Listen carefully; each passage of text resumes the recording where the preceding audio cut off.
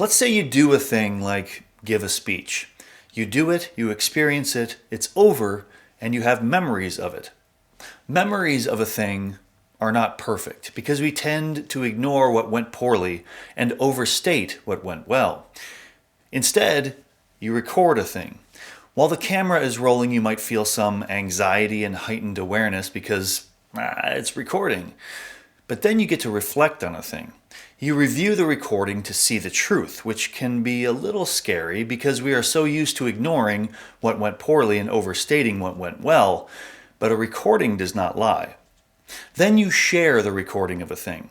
You post it publicly. This causes you to look at the recording a bit differently. You start to ponder how it might look through the critical eyes of someone else. Finally, you receive feedback on the recording of a thing.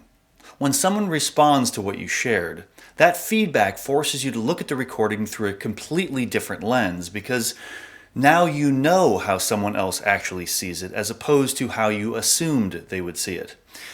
All of this allows you to develop a deeper understanding of yourself and your capabilities, which can be valuable.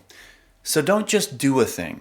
Do it, record it, reflect on it, share it, and get that feedback.